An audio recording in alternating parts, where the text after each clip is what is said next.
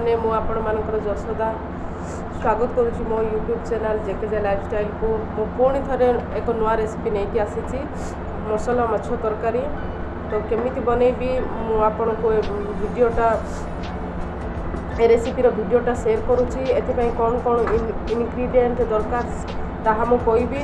देखंतु माछ को मु सफा कर नहीं भल भाव सफा कर नहीं मु नहीं 800 ग्राम माछ।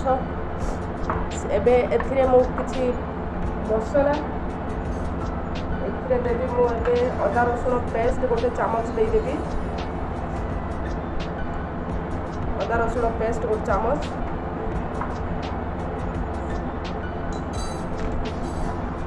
लंका गुंड देबी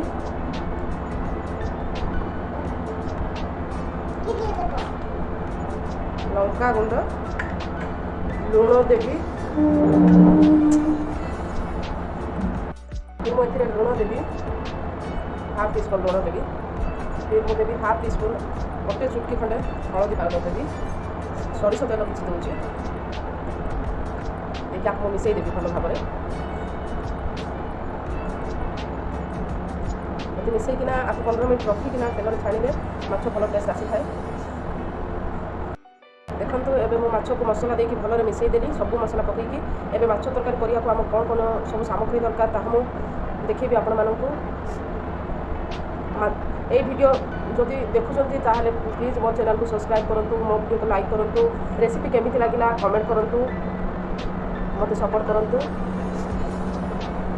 चलंतु माछ तरकारी बनैबा को कौन कौन सामग्री दरकार ताहा हमें जगा आनिबा।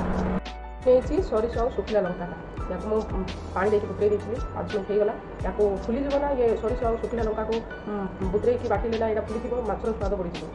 तो आसन तो देखिबा मैंने मो माछ तरकारी बनैबा दुईटा बड़ बड़ प्याज को काटिकी नहीं जाइए पुणी 3टी टमाटर नहीं या बाटी की प्यूरी बनी प्याज को बाटी देवी। देखो पतला पतला काटी देती या बाटी देवी पुणी नहीं रसुण नहीं रसुण 10 खंड नहीं ये नहीं जीरा नहीं लुण नहीं हलदी गुंड नहीं गरम मसला नहीं चिकेन पेस्ट मसला नहीं पुणी लंका गुंड नहीं पुणी नहीं अदा रसुण पेस्ट अलग नहीं। सांग मैंने चलतु ए माछ तरकारी बनैया को आम माछ छाणीदेवा से आम गैस ऑन करवा।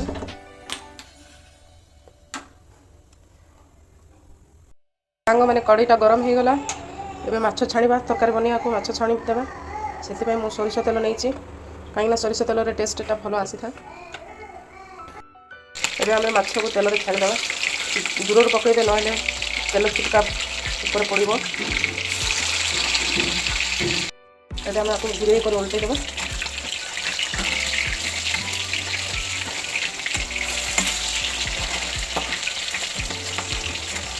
भल सीधा देवा तो भल छाणी जाइए आपको काढ़ी प्लेट रखिदेवा बाहर करदेवा। तरकारी बनैया मुझे देखो माछ छाणी देती एबे तरकारी बनैबा। कड़ई गरम हो गला एबे मु देबी एथिरे तेल देदेली एबे मु देबी एथिरे अदा रसुण पेस्ट 2 चामच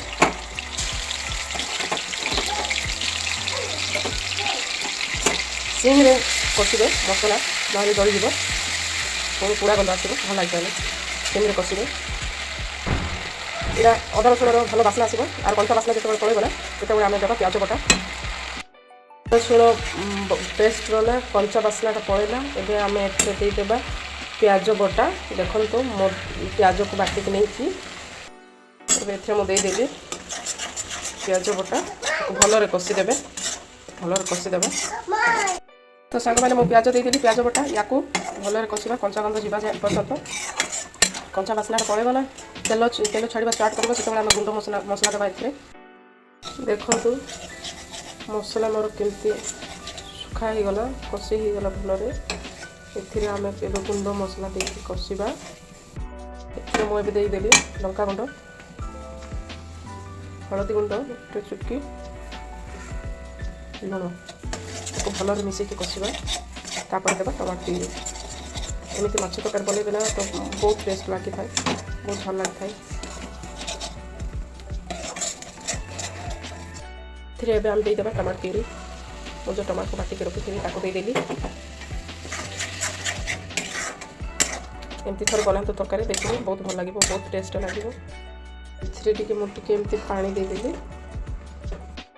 टमाटर मसलार एबे तेल छाड़ा स्टार्ट कला एथिरे मु एबे देदेवी रसुण सरिष जीरा बटा आ सुखिला लंका बटा को मुझे देदेवी कहीं सरिष को ना बहुत कषिले ना से पिता हो जाए से मुझे शेष में दूसरी आप भी एमती बनातु भल लगे।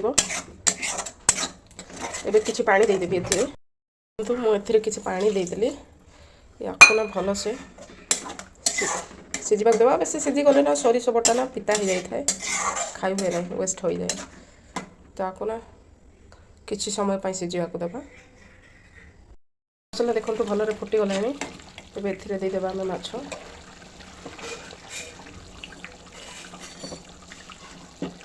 देदेबा पुणी आपको बेसी ना 2-3 मिनट ना एथि मसला सीझा देवा।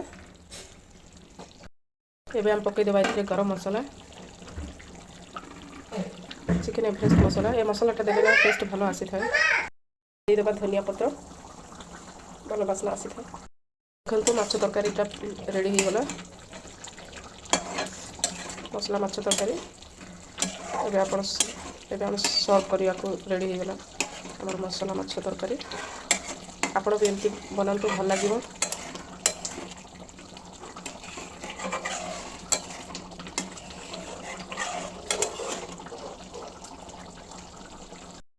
सांग मैंने मो पुणी थे रिक्वेस्ट करुच्ची आपण मानू प्लीज दयाकोरी मो चैनल सब्सक्राइब करेंगे।